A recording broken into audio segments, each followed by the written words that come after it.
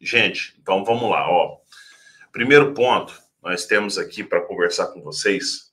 Eu já deixei salvo duas perguntas e aí no início nós vamos trazer aquele assunto técnico que é sobre a programação de vocês que estão planejando esse final de seca, início das águas, né? É muito importante a gente ter em mente como que nós vamos planejar isso, como que nós vamos fazer isso no nosso sistema de produção, tá bom? Então, primeira coisa que eu quero falar com vocês aqui é o quê? Que a gente pensasse, a gente refletisse um pouco aqui. Quanto que você acha que custou cada arroba que o seu animal perdeu na seca passada? Isso daí é uma reflexão muito boa para a gente fazer, para a gente ter um pouco de consciência de quais que são os passos que a gente tem que tomar na seca para o animal não perder peso. Porque o custo não está na perda de peso do animal, porque a gente só consegue fechar custo de arroba produzida quando o animal produz uma arroba. Então, quando o animal perde uma arroba, a gente ainda precisa do tempo que ele leva para recuperar aquela arroba que ele perdeu e o tempo que ele leva de novo para ganhar uma arroba. Então, para ele sair do 0 a 0 para depois ele ir para ganhar uma arroba. Então, a gente considera todo esse tempo da perda, o tempo da recuperação e o tempo de ganhar uma arroba. Isso é um tempo muito longo e assim como a gente fala sempre aqui, em todo o sistema pecuário, o tempo é o ativo mais caro dentro do sistema de produção. Então, nós temos que tomar muito cuidado. Então, para isso, eu trouxe para vocês aqui 4 pilares práticos para a gente poder atravessar a seca sem deixar o pasto rapar, sem travar ganho de peso, para a gente poder trabalhar de forma precisa no nosso sistema de produção. Então, para a gente ter um panorama geral da seca, o que acontece durante o período da seca? Durante o período da seca, a gente tem uma queda na produção de matéria seca por parte dos animais e a gente também tem uma queda gigantesca na digestibilidade do capim. Então, ou seja, além do capim parar de produzir o tanto que ele deveria produzir, ainda por cima ele deixa de ter a mesma qualidade que ele tinha. Digestibilidade, a gente sabe muito bem que está ligado diretamente com a energia que o alimento fornece para o animal. Então, a energia, que é nutrientes digestíveis totais, a gente tem a influência diretamente. Se a gente pegar um capim com baixa digestibilidade, o NDT dele vai cair muito, né? Então, importante isso. A gente precisa levar em consideração que o capim, quando ele vai entrar lá no período das águas novamente, ele usa a base de reserva energética, a base de reserva de carboidrato que ele tem embaixo do caule do capim, na base do caule e ainda por cima a fotossíntese que ele faz para ele conseguir fazer a rebrota. Só que se a gente faz o animal consumir tudo, inclusive essa base de reserva energética do capim, o capim ele não rebrota com a mesma facilidade. Então ele precisa utilizar a base de reserva da raiz para ele poder jogar para cima. Então temos que tomar muito cuidado com isso, tá? A meta nossa daqui para frente é a gente manter o capim com pelo menos a altura de reserva até o final da seca. Então, para isso, existem práticas, nós vamos falar aí de 4 pilares para poder atravessar a seca, mas é a gente pensar sempre. A gente tem que preservar a altura de reserva. Neto, estou com o meu capim todo na altura de reserva e ainda falta mais 2 meses de seca aí, por exemplo. Então, você fez uma má gestão do seu capim. Por que uma má gestão do capim? Porque a gente precisa pensar na questão da lotação. A partir do momento que a gente entra no período da seca, a gente tem que reajustar a lotação para os animais consumir o capim que está disponível. A partir do momento que não tem mais capim disponível, Neto, mas eu ainda tenho uma reservinha aqui que dá para deixar disponível para os animais. Não dá. Se você deixar disponível, você não vai demorar 20, 30 dias para recuperar o capim. Você vai demorar 60 dias. É muito mais tempo. Então, a gente tem que se preocupar demais com isso. Por isso que eu trouxe esse tema aqui para conversar com vocês. Entendeu? Então, é um problema isso daí. Renato Marques, bom dia, professor Neto. Grande Renato, como é que você está, meu amigo? Tudo bem? E o Kiko está falando aqui, ele respondeu minha pergunta, ó. No meu caso, custou R$245. Numa das piores secas do Amazonas e Roraima. Tenho propriedade no norte do estado Presidente Figueiredo, Amazonas. E sul do estado Rorainópolis, em Roraima. Esse foi o meu custo, olha só. gente. E ainda falo para vocês, viu? Para um custo de recuperação, isso aí foi um custo baixo ainda. Ainda tá no lucro ainda, viu, Kiko? E geralmente o custo ultrapassa os R$ 400 para cada arroba colocada, por causa desse fator tempo que a gente fala aqui, né? Então, dando continuidade no que a gente está falando, Roberto, infelizmente não tenho, cara, experiência nenhuma com o uso de moringa, tá bom? Não tenho e não tenho tido muita exploração em cima disso, não. Primeiro pilar que a gente vai abordar aqui para poder conversar com vocês sobre essa questão de planejamento, né, para a gente passar o próximo período de transição, é a estratégia de reserva. A gente pensar em como que a gente vai manter essa reserva, é um levantamento rápido dos piquetes, um levantamento tanto em relação à qualidade e disponibilidade de capim para cada um dos animais. Então a gente precisa fazer esse mapeamento dentro da propriedade. Mapeamento com capim que está passado demais. Qual que é essa espécie forrageira que está passada? É uma espécie forrageira que, se ficar passado, os animais não comem? Isso é um problema, né? A gente tem que pensar bastante nisso. Não, está passado, mas é um braquiarão. Braquiarão os animais comem. É uma braquiarinha, os animais comem também. Então aí já é um capim que está disponível para os animais. É um capim que ainda tem um bom volume, está na altura certa de manejo?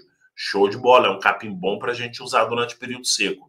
É um capim que já está bem comido, mas ainda está acima da altura de reserva, então a gente vai diminuir na nota, né? A gente falou lá em cima, nota 0 para o capim passado demais e que não tem capacidade de consumo, nota 1 para o capim que está passado, mas ele tem capacidade de consumo, nota 2 para aquele capim que está na altura certa, que é o ideal para nós, nota 3 para aquele capim que tem reserva, mas ainda não ultrapassou a altura de reserva principal desse capim.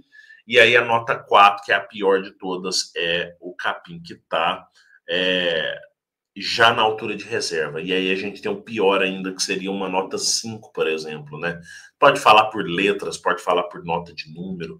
Essa nota 5 seria o capim totalmente rapado, o capim que já nem a altura de reserva disponível não tem mais. Então, tanto faz a forma que você der a nota, o importante é qual ação eu vou tomar com cada tipo de capim desse. Eu vou direcionar animais para já começar a comer aquele capim que está passado demais, para não deixar ele ficar. Uma coisa é pastejo diferido, gente.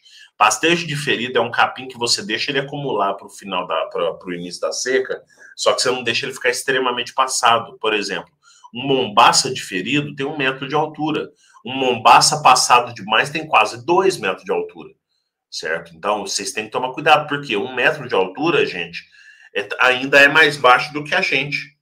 Agora, gente, quantos lugares você já não foi na sua vida que você chegou lá e o mombaça está mais alto que você? Então tem que tomar esse cuidado bastante aí, viu, gente? E esse diferimento programado, ele tem que ser muito bem direcionado para que eu consiga ter uma durabilidade de massa de capim até pelo menos ali uns 30, 40 dias antes de finalizar a seca. Eu tenho que ainda ter massa disponível, né? Porque a primeira chuva ela tem que pegar só a reserva do capim e aí depois ela estica ali para frente. E se precisar utilizar para esse período silagem, feno, capim picado, gente, sobra de cana, dependendo da região, né? Tem muita gente utilizando de picar o capim que está muito passado, ou um paredão, ou mombaça, aquele capim que a gente não vê utilidade nele.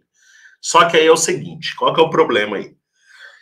Muita máquina, na hora de cortar esse capim, a máquina embucha, tá? Então tem que tomar cuidado com isso. Tem que ficar afiando a faca toda. Se você quer aproveitar bem esse capim, tem que afiar a faca toda hora. Por quê? Não pode passar fibra grande. Eu já tive problema com ensilagem de paredão passado demais e perdeu o silo inteiro. Mesmo picando e fornecendo direto no coxo, dava muita sobra no coxo. Por quê? Fibras muito longas, tá? Você tem que afiar a faca com mais frequência, manter as fibras mais curtas. Ah, Neto, mas é muito difícil, esse capim tá muito fibroso. Meu amigo, em primeiro lugar, você não tinha nem que estar com esse capim dessa altura. Ele não podia estar dessa altura. Se ele tá, vai fazer do limão uma limonada. Ou você pica e fornece para os animais, ou passa a roçadeira e arranca tudo aquilo. Porque já está errado do jeito que está.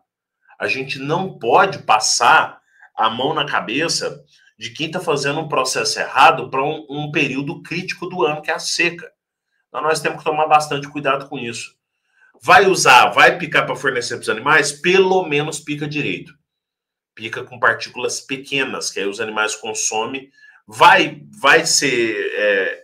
fazer mal para o animal? Não, não vai fazer mal para o animal, mas também não é um benefício muito grande. Mas pelo menos vai suprir um pouco de matéria seca que esse animal precisa, tá bom?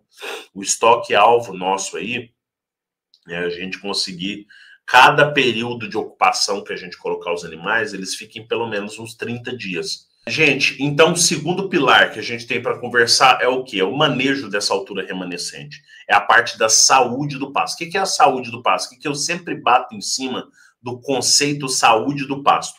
Aqui é onde eu entro bastante nesse conceito que eu criei esse conceito para a gente poder falar dentro da Escola de Pecuária Lucrativa sobre um dos principais pilares, que é essa parte de pastagem. Lógico, não significa que eu criei, só eu que falo isso. Às vezes, algum outro profissional de pastagem fala esse mesmo termo, não tenho conhecimento, mas é um termo muito fácil de se imaginar para quem gosta de pensar no pasto como um organismo dentro da propriedade, né? Mas o que é o termo saúde do pasto que eu pensei para o sistema de produção do produtor rural? É o quanto a gente consegue conservar do pasto a ponto dele ter uma rebrota saudável durante o período das águas. Ou, mesmo dentro do período das águas, está fazendo rotacionado, eu preciso de uma rebrota saudável. Então, eu preciso de um pasto que fecha bem o solo, eu preciso de um pasto que tenha uma boa altura de reserva preservada, eu preciso de um pasto que, quando eu esteja manejando ele nas alturas máximas, eu consigo não fechar completamente a entrada do sol. Então, eu não deixo passar demais do ponto para não produzir talo demais. Então, como que cai a saúde do pasto? Cai a partir do momento que eu tenho muito talo, cai a partir do momento que eu tenho solo completamente fechado, cai a partir do momento que eu tenho solo muito exposto, que é o caso do pasto rapado, né? Então, isso daí é um problema também. E cai a partir do momento que eu tenho muitas ervas daninhas dividindo o mesmo espaço com a nossa pastagem. Então, tudo isso eu preciso ter um ajuste de carga em cima desse capim. Deixa eu colocar meu telefone silencioso aqui. Eu preciso ter um ajuste de carga em cima desse capim, para que eu não tenha no período da seca um período muito curto de disponibilidade dos animais, né? Então, é a gente usar a escala de precisão durante o período das águas para a gente poder trabalhar uma lotação que ela fique mais alta nas águas, mas que eu controle ela muito bem durante o período da seca, né? Então, se a gente for parar para pensar lá durante o período das águas, trabalhando rotação e alternância de pasto, quando eu entro para o período da seca, eu tenho que tomar o cuidado para que essa rotação não continue com o intuito de fazer um pastejo rotacionado, e sim com o intuito de consumir o que está disponível de capim em cada lugar. E para isso eu preciso ter aquele ajuste de lotação. Eu não posso fazer com a mesma lotação que eu fazia no rotacionado, ou eu vou pegar e vou abrir todas as porteiras e reduzir a lotação, ou eu vou só reduzir a lotação e continuar girando os animais. Eu preciso ter tempo de disponibilidade do capim para esses animais. Então, bastante cuidado nesse ponto aqui, tá bom? E o benefício que eu tenho desse manejo de altura remanescente dentro do sistema de produção é esse como essa energia reservada que o capim tem para rebrotar, ela fica preservada. E aí, na hora que entra o período das águas, gente, eu lembro lá na Fazenda Uberaba, quando a gente preservou bem a altura do nosso miag, na hora que entrou o período das águas de novo, a gente já estava com uma adubação pronta, com 50 quilos de nitrogênio em cima daquele pasto. Gente, sem brincadeira nenhuma, o pasto pegou a altura de manejo com 17 dias. Foi uma das mais rápidas nossas. Nós tivemos uma mais rápida esses dias para trás. Mas, gente, 17 dias já é tempo, assim, é um tempo curto demais. Isso é bom demais para o sistema de produção. Então, a gente precisa ter um manejo correto da altura remanescente. E aí, depois, até trazer uma possível adubação para esse manejo de retorno, que isso aí ajuda bastante, viu, gente? Ajuda demais da conta. Então, o segundo pilar que a gente queria falar é esse manejo da altura remanescente. Extremamente importante para o sistema de produção dentro da nossa fazenda, tá bom? Vamos lá, dando continuidade aqui. Terceiro pilar que a gente tem para falar com vocês aqui hoje é o pilar da suplementação proteica estratégica. Por que a gente pensa nessa parte da proteína primeiro, dentro da suplementação do animal que está a pasto, principalmente aquele que está exposto ao período da seca, né? Por causa do efeito que o nitrogênio que a gente oferece dentro da suplementação tem em cima da digestibilidade do capim que está lá. O capim lá é seco, gente. O capim de baixa digestibilidade. Lembra que a gente falou lá no início da live? Uma das consequências do período seco é a baixa digestibilidade. Então, se a gente puder atuar na digestibilidade desse capim, a gente tem uma melhora considerável no sistema de produção. Então, uma das coisas que vai acontecer é isso. A gente pensa no aumento proteico, mas não por causa da proteína em si, mas por causa do abastecimento de nitrogênio dentro do rumen do animal. O nitrogênio, através da ureia que vem para abastecer o rumen do animal, vai fazer com que esses micro-organismos que estão dentro do rumen, eles consigam ter uma atuação mais forte para quebrar esse capim, né? E aí a gente precisa dessa dosagem de referência, pelo menos a partir do 0,1% do peso vivo. Tá? Suplemento que tenha núcleo, milho, ureia e sal branco, ou se quiser pôr algum farelo proteico, um farelo de soja, um DDG, o importante muita gente fala para mim, Neto, mas você prefere suplemento com ureia ou sem ureia? Suplemento para bovino, gente, bovino de garrote ou de novilha até adulto, não tem como a gente trabalhar sem ureia, tá? Não trabalha sem ureia, ponto final. O pessoal fica perguntando isso, mas porque não entende como é que funciona a microbiologia do rumen, como que funciona a bioquímica, o metabolismo energético desse animal. O nitrogênio não é uma opção, o nitrogênio ela é uma obrigação dentro da nutrição desse animal. Além de tudo isso que nós estamos falando, nessa suplementação proteica estratégica, a gente pode otimizar o sistema um pouquinho, colocando ainda mais alguns aditivos. Algum ionóforo, algum aditivo antibiótico não ionóforo, algum probiótico, algum óleos essenciais. Pode trabalhar uma ureia protegida, não é um aditivo, mas é uma tecnologia que a gente adiciona, né? Inclusive, tem aparecido marcas muito boas no mercado para a gente poder trabalhar esses tipos de nutrição. E uma coisa importante da gente sempre estar verificando no sistema de produção é checar o coxo, se possível, diariamente. Não pode faltar comida no coxo, gente. Não pode faltar suplemento, não pode faltar nada dentro do coxo para que a gente possa ter um consumo constante de suplemento. Lógico que não pode ser um consumo extrapolado, mas a gente tem que ter um consumo constante e o animal tem que ter acesso a esse consumo todos os dias. Mesmo que ele vá para lá só para dar uma lambidinha e depois ele sai de lá. Não pode faltar suplemento no coxo, tá bom? Isso é essencial. Estou usando um 0,1, Neto, mas meu 0,1 está comendo demais. Comendo demais, isso aí pode ser um sinal forte de que o seu pasto está acabando. Agora, não, tá comendo demais, tá comendo 0,15. Gente, na minha opinião, deixa comer. Deixa o animal comer. Tá comendo 0,15 num produto que era para comer 0,1, é período seco, o animal tá com fome mesmo. É melhor comer 0,15, que é só um ajuste que ele faz, do que um 0,1 ele pegar e comer 0,3. Aí já é um problema, né? Aí a gente tem que parar para pensar um pouco nisso daí. Então, esse foi o terceiro pilar, que é a suplementação proteica estratégica do nosso sistema de produção.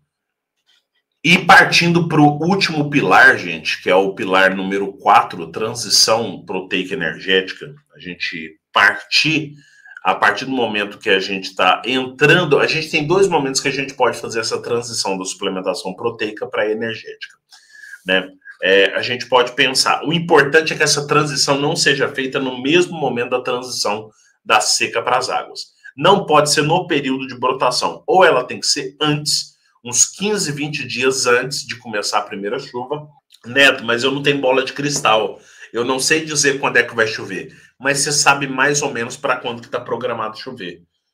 Acompanha, se você não tem uma noção, uma anotação de quando que são os inícios de chuva na sua propriedade ou na sua região, pelo menos dá uma revisada em sites de previsão do tempo. Que aí dá para ter uma noção mais ou menos. Uns 20 dias antes, mais ou menos, você entra você pode entrar com a mudança na suplementação, porque você vai fazer o estresse do animal se mover para trás e que essa brotação que entrar do capim não traga um estresse tão grande para o sistema digestivo do animal. Você já parou para perceber que geralmente na primeira brotação sempre tem uma diarreiazinha nos animais? É por causa dessa mudança nutricional muito forte. Se você adiciona um energético uns 20 dias antes, esse animal ele já entra meio adaptado e a brotação não tem um efeito tão forte em cima do sistema de suplementação desse animal. Tá? E não tem um efeito tão forte em cima do rumen e do intestino desse animal também. Então, interessante essa mudança antes. Mas, para quem está a fim de economizar tal, e quer fazer uma mudança depois, pode fazer depois, uns 30 dias depois da primeira brotação. Espera brotar, espera estabelecer o capim, espera ele estar disponível. No caso, igual a gente fez com o Miyagi aqui na nossa propriedade, com 17 dias dá para pôr o animal em cima. Pode pôr o animal em cima e já pode entrar com a suplementação nova já, tá bom? A partir do momento que o pasto está estabelecido, você já pode dar o primeiro passo e entrar com essa suplementação específica para esses animais, tá bom? Então é a gente pegar, fazer uma adição de grãos para aumentar a digestibilidade. Lógico, isso tem que ser balanceado. Não posso simplesmente pegar o meu mineral e adicionar milho nele, né?